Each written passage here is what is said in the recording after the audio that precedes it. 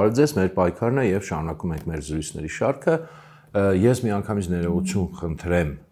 որովհետեւ դրսից մեկ-մեկ կարող է աղմուկ կա, այսօր այստեղ բան է, հանրահավաք է, երթ է, բայց մենք ստիպված պետք է նկարենք, որովհետեւ ժամանակ չունենք, այսպես ասած, սկսելու ենք խոսալ կարևոր թեմայից, մենք հասնում ենք մեր այս շարքի կարելի ասել, այսպես ասած, endspielին, այսինքն վերջնախաղին, եւ պայմանավորվել ենք, որ եւս 1-2 թեմա ունենք շատ կարեւոր ամփոփելու, խոսալու, մի քիչ մանրամասնելու եւ այսօր սկսելու ենք այդ կարեւոր խոսակցություններից մեկը։ Խոսքը վերաբերվում է ուրեմն Արցախի հարցին, դե բնական է, քանի որ այս մեր շարքի մեջ այդքան խոսել ենք պատերազմի մասին 2020 թվականի ռուս-թուրքական վանդակում էլ խոսել ենք, ինչ որ չափով ըստ իրավիճակի անդրադարձել ենք բնականաբար ժամանակ առ ժամանակ Արցախի հարցին, բայց մենք պայմանավորվել ենք, որ մի հատ պետք է փորձենք ընդհանրապես ընդհանրացնենք, որտեղ պարզ է բնական է, որ այս մեր բոլոր խոսացած թեմաների հետ կապ ունի, եւ մյուս կողմից ոչ ռուս-թուրքական վանդակում, ոչ մեր պայքարում մենք սիստեմատիկ չենք փորձել այդ հարցին մոտենալ։ Հիմա ես էլի չեմ խոստանում, որ այն սիստեմատիկությամբ, օրինակ, որ ռուս-թուրքական վանդակն ենք արել, բնականաբար չենք հասնի եւ չենք կարող, եւ ես էլ չեմ կարող ասել, որ այդ աստիճանի նյութին տիրապետում եմ, օրինակ ռուս-թուրքական վանդակի չափ կարողանամ փորձեմ այդ հարցը բացել,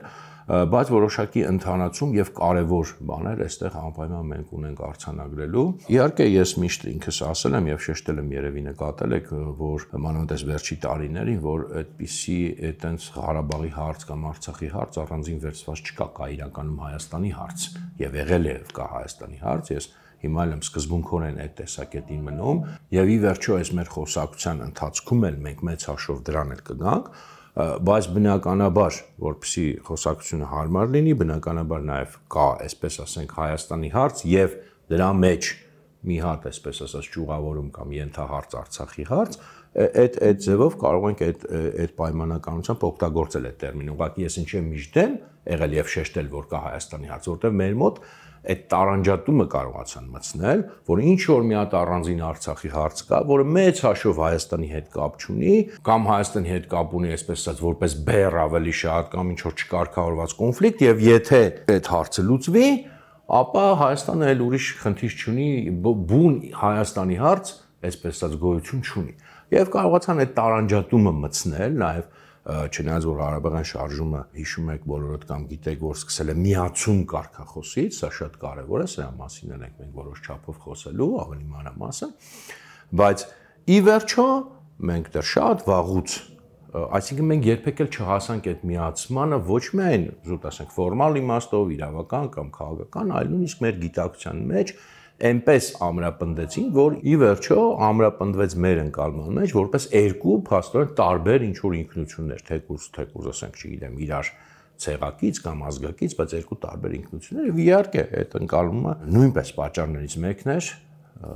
այն պատճառների համալիրի մեջ էր, որ բերեց այն վիճակին, ինչին որ մենք այսօր հասանք։ Ակտուալությունը հարցի, չգիտեմ, իմաստ ունի ընդհանրապես հիմնավորելու, բայց ամեն դեպքում հիմնավորենք։ Նախ պարզ է, որովհետեւ սա մեր ապրածն է, սա մեր սրա հետ նաև կապված են այս խնդրի հետ նաև զոհեր են կապված, զոհաբերություններ, ոչ միայն ուղղակի մարդկային զոհեր, այլ ընդհանրապես մեր հանրության զոհաբերությունները, չգիտեմ, նույնիսկ ինչ զրկանքները, պատերազմը, տնտեսական դժվարություններ եւ այլն, որ բոլորս ապրել ենք, տեսել ենք, եւ բնականաբար կարեւոր է, այսինքն որ կարեւոր է, որ մենք այդ մեր այդքան ապրածը, այդքան զոհաբերածը մենք կարողանանք ի վերջո թեկուզ ուշացմամբ, բայց իմաստավորել եւ նաեւ ուշացմամբ չի, որովհետև երկրորդ կարևոր խնդիրը նա է, որ մենք մինչև հիմա էլ մեծ հաշվով ապրում ենք այս մեզ պարտադրված մի կոնցեպցիայի մեջ, այդ Արցախի հարցի կարգավորում, Արցախի հարցի լուծում, դա մեծ հաշվով եղել է այսպես կոչված, գիտեք, չեմ սիրում այդ անունները, բայց այսպես կոչված երրորդ հանրապետության հիմնական միֆոլոգիա, հենց միֆոլոգիա, այսինքն ինքը կեղծ պարտադրված բան է եղել, սրա մասին էլ ավելի մանրամասն կխոսենք, հասկանանք ինչի եմ ես այդպես ասում, հա, իդեպ ասեմ էլի, ես այսօր բաներ եմ ասելու, որոնք կամ մի քիչ լավ հասկանալի չլինեն, ես թեման կուրվագրեմ, բայց հետո այս բոլորը կբացենք, ես ուղղակի ուզում եմ այսօր մենք ուրվագրենք այն խոսակցությունը, որ մոտակա շրջանում մենք ունենալու ենք, որտեղ այս այն թեմաները չեն եւ այն թեման չի, որ sense մի շնչով բան անենք։ Որոշ բաներ թող այսօր մի քիչ այդքան լավ հասկանալի չլինեն, մի քիչ բացված չլինեն, հետո աստիճանաբար բան կանենք, կբացենք։ Ուրեմն գլխավոր միֆոլոգիան է եղել եւ Հարցը այն է, որ մինչև հիմա էլ է դա։ Դատվում է տարօրինակ, որովհետև դե այսօրվա գիտեք կառավարող այդ ուժը իրենք պաշտոնապես հրաժարվում են, Արցախի հարց ասում են էլ չկա եւ այլն, Արցախը հայաբնակ հայեր չկան այսօր Արցախում, բայց իրականում կոնցեպցիան Արցախի հարցի լուծում կամ Արցախի հարցի կարգավորում կոնցեպցիան մինչև հիմա գործում, ոչ միայն գործում է, ինքն է հիմքում այս քաղաքականությունը, այստեղ մի քիչ պարադոքս կա, հակասություն կա, ինչ նկատի ունեմ։ Ինչն էր, հա, այդ մեզ պարտադրված Արցախի հարցի լուծում կոնցեպցիան։ Հիմնական միտքը այն էր, որ երբ որ այդ հարցը կարգավորվի կամ լուծվի, դրանից հետո Հայաստանը մտնելու է, այսպես ասած, դրախտի միակ փուլ, էլ ոչ մի խնդիր չի լինելու, ճամփեքը կբացվեն, առևտուրը կսկսվի, ամեն ինչ լավ կլինի։ Այս կոնցեպցիան, որը մենք ավելի մանրամասն վերլուծելու ենք, տեսնելու ենք նաև դրա ակունքները եւ տեսնելու ենք դրա ուտոպիզմը ծայրահեղ։ Եվ մեծ հաշվով հիմա դա շարունակում է գործել, դա անգած է այսօրվա քաղաքականության հիմքում, որքան էլ իրենք փորձեն իրարից տարանջատվել, որքան էլ այսօրվա կառավարությունը ասի, որ մենք կապ չունենք նախկինների հետ եւ այլն, կամ թեկուզ այդ նախկինները իրարից փորձեն տարանջատվել իրենք բոլորն էլ այս կոնցեպցիայի մեջ են եղել։ Եվ հիմա էլ ինչ են, մենք փաստորեն շարունակում ենք լուծել, այսպես ասած, Արցախի հարցը։ Վերջի պահանջներից մեկն է, չէ՞ մնացել։ Վերջի ֆորմալ պահանջը իրականում այլ պահանջներ կան, որ համանadrությունը որ պետք է փոխեք, գիտեք անկախության հռչակագրի վրա հղումը հանեք, որտեղ այնտեղ կա հղում Արցախին։ Եվ նոր մենք այդ թուղթը ձեր հետ կստորագրենք։ Սա այս կոնցեպցիայի շարունակությունն է, այսինքն Արցախի հարցը շարունակում են լուծել, որից հետո դրախտ է լինելու, ճակերտավոր իհարկե։ Նույնը երբ որ Ադրբեջանում բարձրացնում են օրինակ թուրքերի վերադարձը Հայաստանի այդ թեման, սա նույնպես է կապ ունի, որովհետև Արցախյան մեր այն առաջին ուրեմն պատերազմի հաղթանակի վերջին դեռ նյութական արդյունքը, որ մենք այսօր պահպանում ենք, վերջին արդյունքը դեռ կա։ Դա նա է, որ Հայաստանում այսօր չեն ապրում թուրքեր։ Դա վերջին արդյունքն է։ Եվ իհարկե դա էլ իրենք փորձելու են անպայման հետ շրջել, որտեղ իրենք էլ հասկանում են, որ դա ստրատեգիական կարևոր նշանակություն ունի, հենց այնպես հումանիտար հարց չի, եւ սա էլ է շարունակությունը այս Արցախի հարցի կարգավորում կոնցեպցիայի։ Եվ ամբողջ մտածողությունը ելի եմ շեշտում, սա է, ես հիմա մանրամասն դրա մասին չեմ խոսա, ուղղակի ուզում եմ շեշտեմ ակտուալությունը, որ չնայած թվում է, որ Արցախի հարց այլևս չկա կամ այդպես է հայտարարվում, բայց իրականում մենք ապրում ենք այս Արցախի հարցի լուծում կոնցեպցիայի մեջ եւ իհարկե նաեւ այս առումով շատ կարեւոր է ոչ միայն պատմական իմաստով, այսինքն անցյալի իմաստով մենք ամփոփենք հասկանանք, այլ այսօրվա իմաստով շատ կարեւոր է մենք այս միֆոլոգիաները սրա հետ կապված հատկապես հասկանանք եւ մյուս կողմից փորձենք հասկանալ իրականությունը որն է եղել, որպեսզի մենք կարողանանք այս ամեն ինչից դուրս գալ, ի վերջո մենք այդ բանից եւ այդ կոնցեպցիայից դուրս գանք եւ հասկանանք որն է իրականությունը եւ հասկանանք ինչպես պետք է համարժեք եւ ճիշտ գործենք իրականության մեջ, այլ ոչ թե մեզ պարտադրված այդ միֆոլոգիաների մեջ։ Եվ ընդորում ես այստեղ կառանձնացնեի երկու առաջին հայացքից իրար շատ նման տերմիններ, բայց հետո մենք դրանց մասին առանձին կխոսանք եւ կտեսնենք, որ ինչ է սրանց տակ թաքնված, մեկը Արցախի հարցի լուծում, մյուսը Արցախի հարցի կարգավորում։ Թվում է թե նույն բանն է, հաճախ նաեւ որպես հոմանիշներ են բարձր օգտագործել, բայց այս երկու կարևոր բաները ես հիմա կառանձնացնեմ, հետո մենք մանրամասն կխոսենք, կտեսնենք թե ինչ ենթատեքստ եւ գաղափարախոսություն եւ կոնտեքստ կար թաքնված յուրաքանչյուրի տակ լուծման տակ եւ կարգավորման տակ։ Ընդհանրապես Արցախի հարց ասելով ինչ են մեզանում հասկացել այս 30 տարվա մեջ։ Հասկացել են հիմնականում այդ թղթաբանությունը, այդ կարգավորման շուրջ եղած այդ միջազգային դիվանագիտական ԵԱԿ Մինսկի խումբ առաջարկներ, թղթաբանություն եւ այլն։ Սա է ներկայացվել արդեն անկախ Հայաստանում որպես Արցախի հարց։ Եվ առաջին հայացքից դեթվում է, որ դա է եւ մարդիկ կան, որոնք դա ուսումնասիրել են, գիտակ են, շատ չեն նրանք Հայաստանում եւ իրենք հպարտանում են, ասում մենք Արցախի հարցին տիրապետում ենք։ Օրինակ ես մի ընկեր ուրեմն ունեի, աղջիկ ընկեր,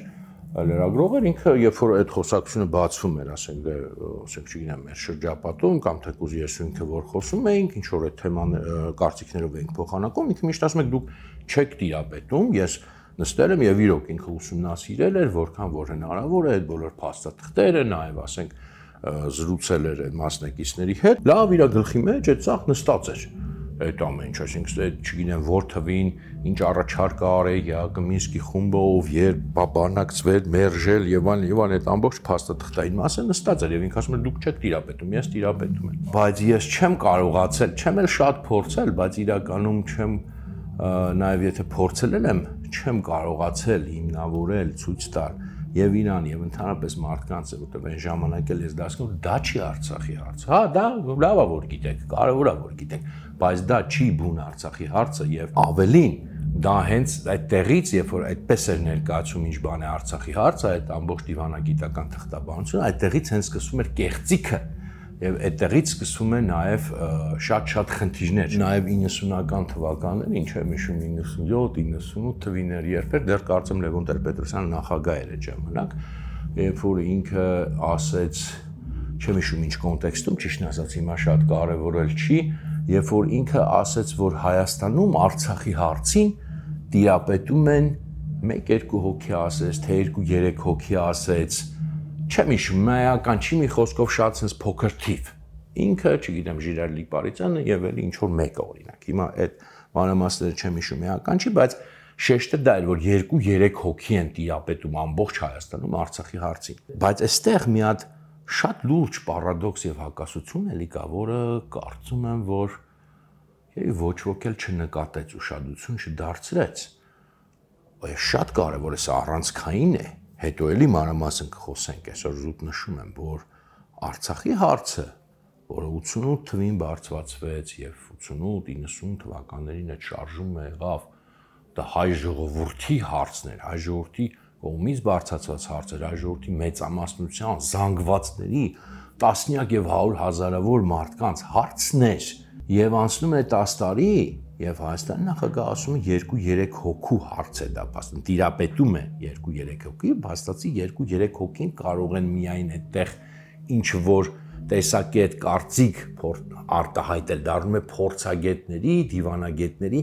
նեղ, շատ նեղ խմբի էզոթերիկ ըստ էության, էզոթերիկը գիտեք, գաղտնի ուսմունք է նշանակում բառացի, հիմա մի քիչ այլ իմաստ է ստացել, նույնացել է շատ միստիկայի հետ, բառացի հին հունարենով դա գաղտնի ուսմունքն է կամ բանավոր ուսմունքն է, այսինքն փակ, շատ խմբին հասանելի ուսմունքն է եւ վերածվել է դրանից, այսինքն ժողովուրդ համաժողովրդական հարցը, երբ որ ինքը եղել է համաժողովրդական հարց, այսինքն երբ որ ինքը համաժողովրդական հարցը չէ, զանգվածային հանրահավաքներով բարձրացում է, դա նշանակում է, որ կարծիք հայտնում են եւ որոշում ընդունում են եւ ուղղություն տալիս են զանգվածները, շատերը, մեծամասնությունը եւ հանկարծ 10 տարի անց մեզ ասում են, որ չէ, գիտեք ինչ, սա ծայրահեղ նույնիսկ ոչ թե փոքրամասնության, այլ փոքրագույն խմբի հարցն է, իրենք մենակ գիտեն եւ իրենք մենակ կարող են այս հարցի հետ կապված ինչ որ տեսակետ արտահայտել, սա էր այս խոսքի իմաստը։ Երևի ամենակարևորը այստեղ թե ով է դա ասում։ Դա ասում է մի մարդ, հիմա ես ոչ թե մեղադրանքով եմ ճիշտ ասում, այս պահին ինձ մեղադրանքները չեն հետաքրքիր կամ արդարացումները, այս պահին ինձ երևույթներն են հետաքրքիր եւ ոչ թե անձերը նաեւ։ Ասում է մի մարդ, որը դարձել է Հայաստանի առաջին դեմք, միայն ու միայն շնորհիվ նրա, որ ժողովուրդը զանգվածաբար տասնյակ 100 հազարներով Ղարաբաղի հարցը դարձրել է իր հարցը բարձրաձայնել է եւ այդ ժամանակ նույնպես կային Հայաստանի ղեկավարներ, որոնք ասում են դուք չեք հասկանում, դուք չեք տիրապետում այդ հարցին, ժողովուրդը չի տիրապետում այդ հարցին եւ ժողովրդին առաջնորդները չեն տիրապետում, մենք ենք տիրապետում, ասենք ՑԿ-ում կամ չգիտեմ Պոլիտբյուրոյում ու Հայաստան Պոլիտբյուրո չկար իհարկե Հայաստանի ասենք չգիտեմ Կոմկուսի կենտկոմում մենք տիրապետում ենք, դուք չեք տիրապետում եւ տեսեք ինչ ձևափոխում, ինչ տրանսֆորմացիա է տեղի ունենում 10 տարվա մեջ մի մարդ, որը այդ ժողովրդական շարժման շնորհիվ Ղարաբաղյան շարժման շնորհիվ որպես Ղարաբաղ կոմիտեի անդամ դարձել է Հայաստանի առաջին դեմքը եւ ասում է չէ, ժողովուրդը չի տիրապետում եւ չի կարող տիրապետել այս հարցին։ Այսա մեծագույն աղավաղում ու խեղաթյուրումն ու կեղծիքն է, որի մասին մենք անպայման պետք է շատ մանրամասն չէ, բայց մանրամասն սա ու սրան առնչվող թեմաները խոսանք հասկանանք, ամենակարևորը այստեղ թեմա կա, սա բառախաղ չի, եւ որ այդ թեման էլի ընկած է մեր ապագա պարտության հիմքում նաեւ այս վերափոխումը ժողովրդական հարցի զուտ դիվանագիտական նեղ ինչ-որ շրջանակների հարցին, մենք տեսնենք տարբերությունը, որտեղ հիմա կարող է շատերը ասեն, դե հա էլի, բայց ճիշտ ասում եմ, ժողովուրդը ինչ կարա ջոգի այդ հարցերից, ոնց կարա ժողովուրդը հասկանա, իրոք դա դիվանագետների հարց չէ, դա ժողովրդի հարցն է,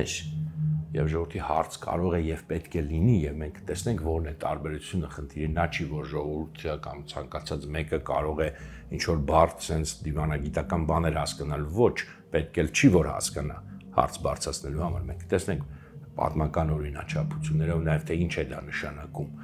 բայց երբ որ մի բան դառնում է այդ ներ դիվանագիտական ծայրահեղ էլիտիստական հարց ինքը մեծ հաշվով բնականաբար դուրս է գալիս նաեւ տվյալ երկրի ինքնիշխանությունից դուրս է գալիս արդեն սրա մասին մանրամասն կխոսենք որտեղ ինքնիշխանությունը ժողովրդական հենքով է իրոք գոնե մեր դարում նոր դարում այդպես է հին դարերում թագավորներն էին ինքնիշխանությունը կամ չգիտեմ իշխանները մեր դարում այդպես է օբյեկտիվորեն այդպես որտեղ փոխվել է ժողովրդական զանգվածների դերը բայց լավ սա հիմա չեմ ուզում շատ շեղվեմ ուզում եմ թեման բանանենք եւ շարունակությունը սրա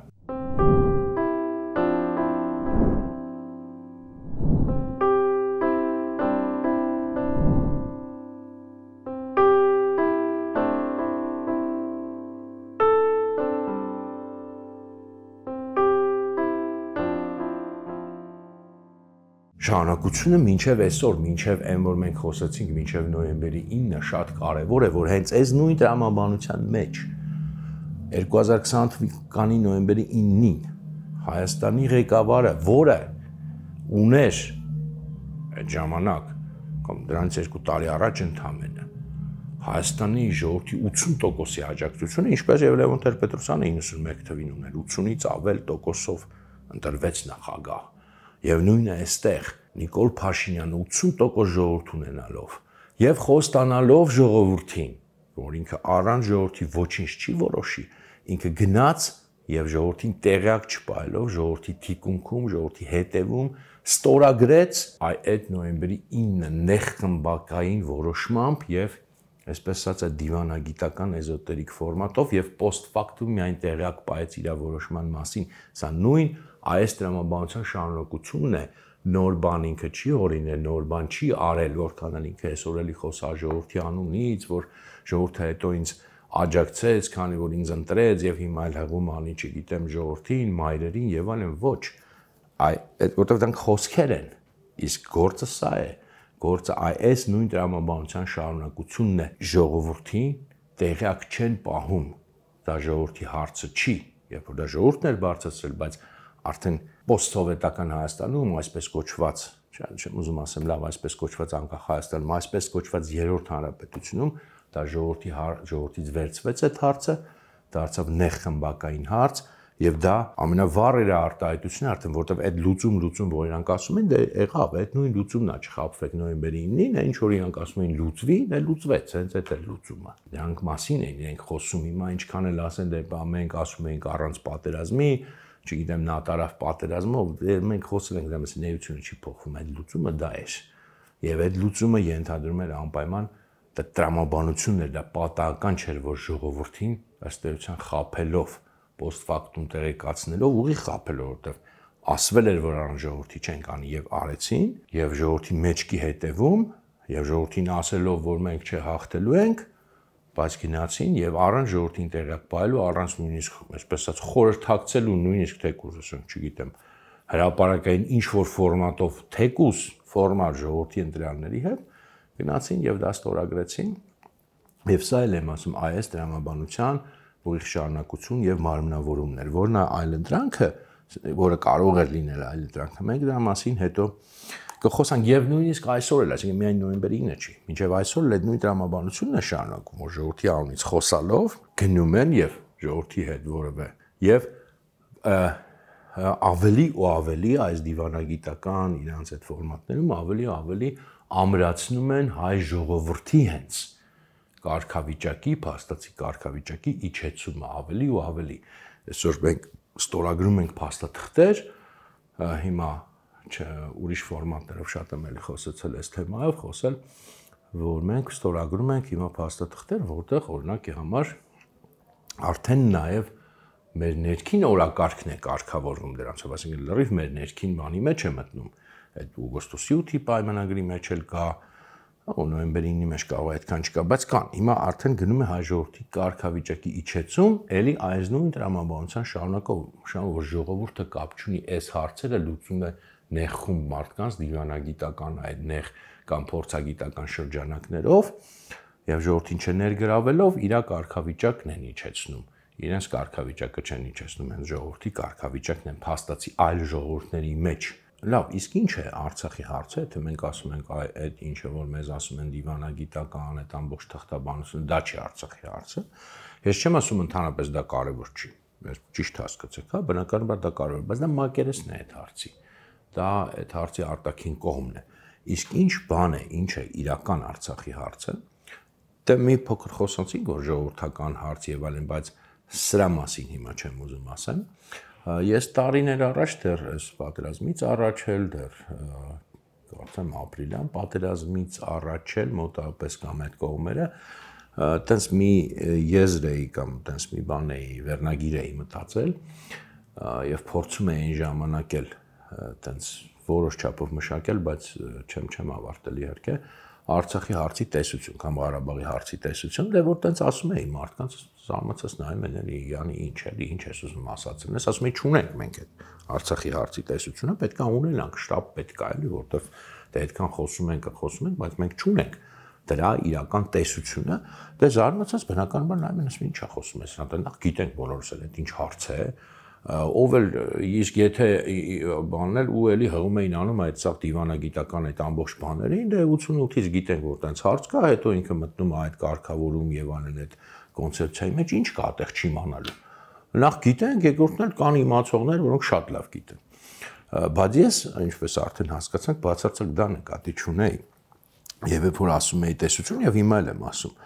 տեսություն ասելով նկատի չունեմ абստրակցիա, նկատի չունեմ ինչ որ մի բան, այսպես ասած հորինած կաբինետում, ոչ տեսություն, ես ասում եմ նկատի ունեմ փորձից բնականաբար բխեցված տեսություն, որտեղ ընդհանրապես դա իսկական տեսությունը դա է։ Ընդհանրապես գրափարում ինքը մի քիչ ավելի լայն դաշտ ունի այդ բառը ավելի լայն իմաստային դաշտ ունի եւ նշանակում է նաեւ տեսողություն, տեսակցություն, նաեւ մենք հիմա էլ ասում ենք իդեպ եղանակի տեսություն նկատմամբ կանխատեսում, հա, օրինակի համար։ Եվ տեսությունը ասած իհարկե փորձից բխեցված տեսություն, իսկ փորձը քաղաքականության մեջ դա պատմությունն է, այսինքն պատմական մենք այդ հարցը անհնար է հասկանալ դա ինչ է ընդհանրապես, եթե մենք չենք հասկանում իր պատմական ամբողջական դինամիկան, զարգացումը, իհարկե այս տվյալ դեպքում նկատի չունեմ պատմություն մինչև դարերի խորք, նկատի ունեմ նոր շրջանը, որովհետև այս հարցը այս ձևով ոնց որ ինքը կա, ինքը մոտավորապես մի անգամ այս բանում ենք խոսացել, մոտավորապես մենք կարող ենք իրան սկսել 18-րդ դարից, երբ որ ռուսական ուրեմն բանն է մտնում տարածաշրջան, ազդեցությունը կամ ռուսական քաղաքականությունը այդտեղից սկսած մենք կարող ենք հաշվել իրականում եւ պետք է, ոչ թե կարող ենք, պետք է, եթե ուզում ենք իրոք այս հարցը ամբողջության մեջ հասկանալ, մենք այդտեղից սկսած պետք է հաշվենք այդ Արցախի հարցը ինչ է նշանակում։ Առանց դրա անհնար է, որովհետեւ երբ որ ասում են պատմություն եւ այլն մարդիկ մեկա, չէ, ինչեւ այլն կան, դե դա անցյալը են ինչ որ եղել է, ոչ, դա ապրածն է, դա կենթանին է, դա կյանքն է, դա հարցի կենթանի մասն է, որովհետեւ պատմությունը դա ինչ է, ինքը ընդհանրապես կյանքն է, չէ՞, ասենք ոնց որ մարդը ապրում է, տենց էլ ազգը ապրում է, եւ այդ կյանքն է, այսինքն ընթացքն է։ Հենց պատմությունն է կենթանին, այն մնացած բաները абստրակտ, դրանք կենթանի չեն։ Եվ այս հարցը իր այսպես ասած կենթանի էության մեջ սա է, այն ինչը որ սկսվում է 18-րդ դարից, երբ որ այսպես խաղի մեջ մտնում են ռուսները։ Իհարկե ինքը մինչև էլ կար Արցախ, կային Արցախում հայեր, կային, չգիտեմ, այդտեղ խնդիրներ, բայց այս ձևով ոնց որ մեզ է հասել այս կոնֆիգուրացիան ինքը, որտեղ ինքը Ռուսաստան հայեր եւ Կովկասի թուրքեր, կամ ինչպես հիմա կոչվում են ադրբեջանցիներ, նաեւ կոչվել են թաթարներ, այս եռանկյունու հարցն է, ուրիշ բան չի ինքը, եւ ոչ թե ինքը ուղղակի Արցախի հարց է, այլ այն ինչ որ մենք կոչում ենք ռուս-թուրքական վանդակ, կա նաեւ դրա այսպես ասած փոքր տեսակը ռուս-ադրբեջանական վանդակ պայմանական կոչենք, սա էլի ես հիմա չեմ այսպես ասած հորինում, երբ որ ես այդ ռուս-թուրքական վանդակ անվանումը այդպես ասած չգիտեմ իրական որքանով հաջող, բայց համընթացանչեղ անվանումը ձևակերպեցի, դա 20 թվին էր իրականում։ Հենց նույն տակը այդ թղթի մեջ առաջ անգամ որ ձևակերպել եմ, տակն է գրած էր ռուս-ադրբեջանական վանդակ, մեկը գրել էի փակագծերում մեծ, այս փակագծերում գրել էի փոքր։ Այսինքն ինքը շատ առումներով կրկնում է ինչ որ մենք ռուս-թուրքական վանդակում ենք տեսել եւ երբ որ մենք ասում ենք Արցախի հարցի տեսություն, նախ եւ առաջ այս 1700-ականներից սկսած, ինչքան է 300 քանի տարվա, այս զարգացումը դինամիկան այս երանգյունու մեջ պետք է տեսնենք, որտեղ էլի ոչ թե առանձին վերցած Արցախի հարց, այլ հայերի եւ Կովկասի թուրքերի փոխհարաբերության հարցն է, ըստ էության դա ռուսական քաղաքականության մեր տարածաշրջան մուտք գործելու եւ ակտիվանալու եւ հետո գերիշխանություն հաստատելու կոնտեքստում։ Մենք մի փոքր էլ եմ ասում, ասենք շատ արագ պատմական ակնարկ մի անգամ արեցինք, հավանաբար կարիք կլինի դրա որոշ հատվածների վրա մի քիչ ավելի մանրամասն կանգնել, այս մեր ապագա խոսակցություն կտեսնեմ ըստ իրավիճակի մի հատ կորոշենք կհասկանանք ինչքանի կհասցնենք կամ որտեղ մի մասամբ խոսել ենք, եթե պետք է զուտ կրկնենք իհարկե իմաստ չունի, բայց եթե տեսնեմ ըստ իրավիճակի ճիշտ լինի որոշակի կետերի վրա ավելի մանրամասն կանգնել, քան ուրեմն խոսել ենք, դա կանենք, որտեղ սա է, ելի եմ կրկնում, Արցախի հարցի տեսությունը, եւ իհարկե, այո, պատմություն դե դրա մեջ բնականաբար մտնում է նաեւ աշխարհագրություն, չգիտեմ, այլ էլի գործոններ, տնտեսություն թեկուզ, չգիտեմ, բայց այդ ամբողջը պատմություն ուրեմն բանի տակ։ Սա է ուրեմն իրական Արցախի հարցի տեսությունը, որը մեծ հաշվով չի արվել, այսինքն այդ ամբողջ ընթացքում այս վերջին 30 տարվա մեջ մենք խոսել ենք անընդհատ Ղարաբաղի հարց, այդ տեսությունը մենք չենք ունեցել Ղարաբաղի հարց, մենք այդ հարցը բարձրացնողներս հասկացել ենք այնպես, ինչպես ձևակերպել են դրսում միջազգային կառույցները։ Մենք մեր իբր ամենակարևոր համարվող հարցին նայել ենք դրսի աչքերով, մեկնաբանել ենք դրսի լեզվով եւ դրսի հայացքով, սա էլ է շատ կարևոր, տարօրինակ պարադոքս, մենք մեր ներքին հայացքը չենք ձևակերպել, մեր ներքին հայացքը պետք է լիներ մեր պատմությունը, մեր պատմական փորձը, որ մենք հասկանանք այս ոնց եղավ, որ սա դառավ հարց,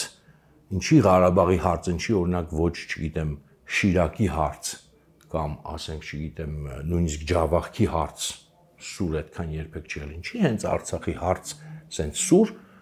այդ ինչ կոնտեքստի մաս է եղել, ինչ զարգացումների մաս է եղել, քանի որ դա չենք էլ փորձել, նույնիսկ հարցը չենք դրել, չեմ ասում հասկանալու մասին, դե նաև էդ էլ մեր անկախության խնդիրն է եղել, որտեղ եթե իրապես անկախ երկիր լինեինք, անկախ համակարգեր ունենայինք, դա կունենայինք անպայման, որտեղ հարցը կդրվեր, խնդիրը կդրվեր, պատմաբանները կլուծեին, բայց քանի որ հարցը չի դրվել, խնդիրը չի դրվել, դրանց ինքը իներցիայով շարունակվել է։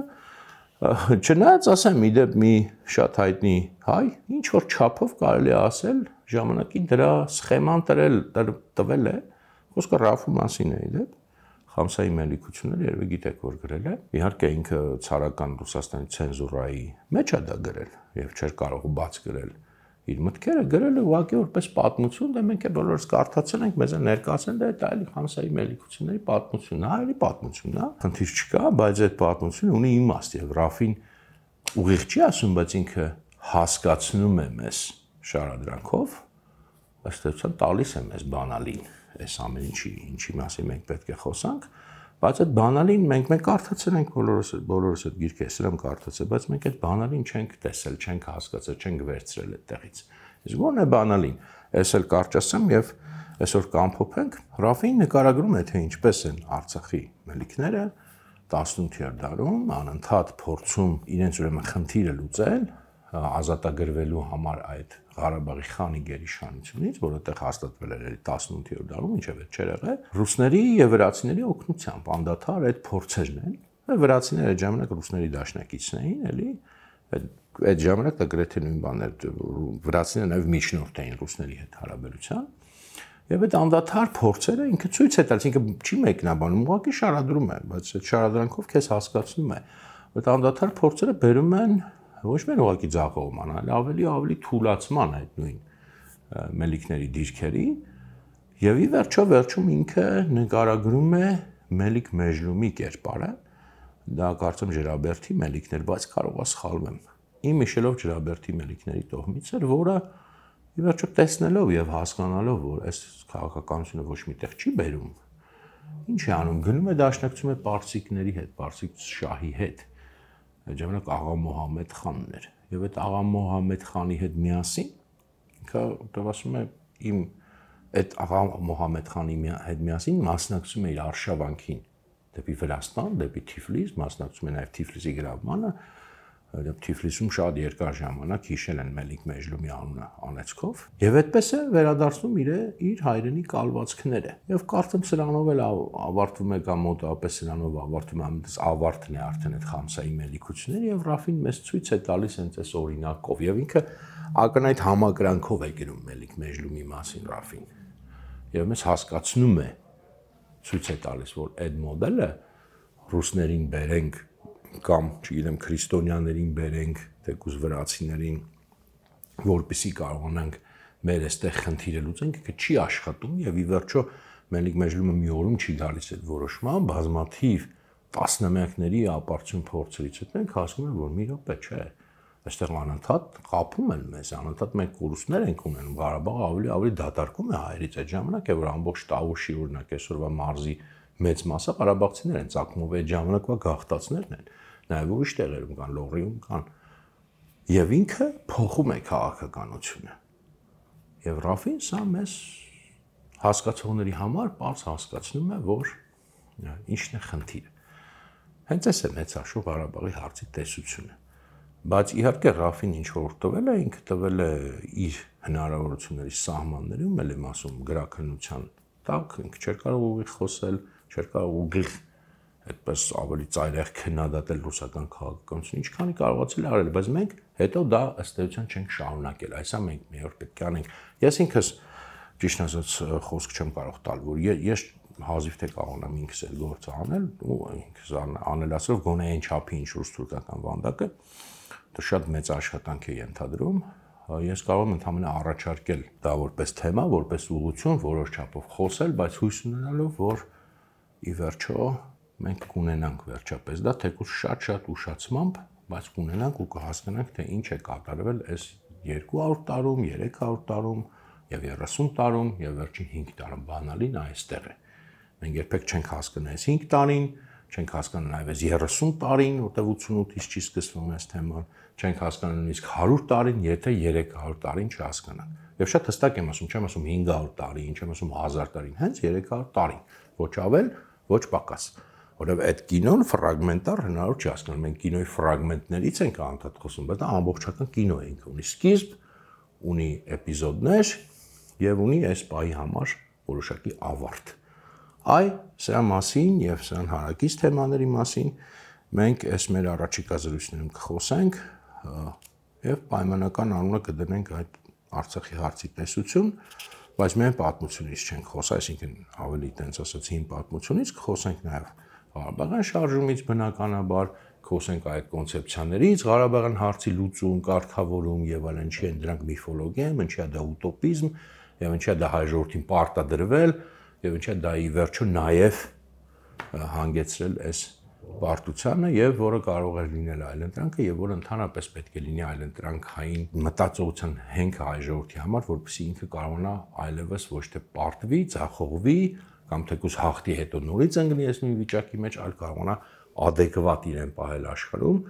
եւ ունենալ հաջողություններ եւ ոչ թե փոքրանալ, այլ մեծանալ, ոչ թե կորուստներ ունենալ, այլ ծավալվել։ Այս մասին ենք խոսալու, շնորհակալություն այսօր ուշադրության համար, շարունակենք մեր զրույցները։